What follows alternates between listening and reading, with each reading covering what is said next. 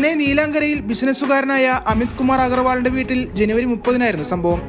അമിത് കുമാർ പുറത്തുപോയ സമയത്ത് വീട്ടിൽ സൂക്ഷിച്ചിരുന്ന 3 കോടി രൂപ വിലമതിക്കുന്ന സ്വർണ്ണ വജ്രാഭരണങ്ങൾ മോഷണം പോകുകയായിരുന്നു. വീട്ടിൽ കഴിഞ്ഞ വർഷം ഓഗസ്റ്റിൽ ഡ്രൈവറായി ജോലിക്കെത്തിയ പ്രകാശ് ഗഡ്ക ഒളിവിൽ പോയതോടെയാണ് മോഷണത്തിന് പിന്നിൽ ഇയാളാണെന്ന് വ്യക്തമായത്.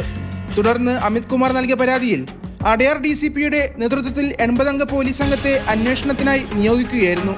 2007 മുതൽ ചെന്നൈയിൽ ജോലി ചെയ്യുന്ന പ്രതി പ്രകാശിനെ കുറിച്ച് നടത്തിയ അന്വേഷണത്തിൽ ഇയാൾ പൂനെയിലുണ്ടെന്ന് പോലീസിന് വിവരം ലഭിച്ചു. തുടർന്ന് പൂനെയിലെ ഒളിവ് കേന്ദ്രത്തിൽ നിന്ന് പ്രകാശിനെയും കൂട്ടാളികളും നേപ്പാൾ സ്വദേശികളുമായ മനോജ് മസി, ജാനക് പ്രസാദ് എന്നിവരെയും പോലീസ് പിടികൂടുകയായിരുന്നു. ഇവരിൽ നിന്ന് 2.5 ലക്ഷം രൂപ പോലീസ് കണ്ടെടുത്തിട്ടുണ്ട്. 1 മാസമായി ഇവർ മോഷണത്തിനുള്ള തയ്യാറെടുപ്പിലായിരുന്നുവെന്ന് പോലീസ് നടത്തിയ ചോദ്യം ചെയ്യലിൽ പ്രതികൾ സമ്മതിച്ചു. അറസ്റ്റിലായ പ്രതികളിൽ ഒരാൾ ബംഗളൂരു ഉൾപ്പെടെ വിവിധ നഗരങ്ങളിൽ റിപ്പോർട്ട് ചെയ്യപ്പെട്ട 1/2 ഡസനിലധികം കുറ്റകൃത്യങ്ങളിൽ ഉൾപ്പെട്ടിട്ടുള്ളതായി നീലാങ്കര പോലീസ് അറിയിച്ചു. പ്രതികളെ പിന്നീട് കോടതിയിൽ ഹാജരാക്കും.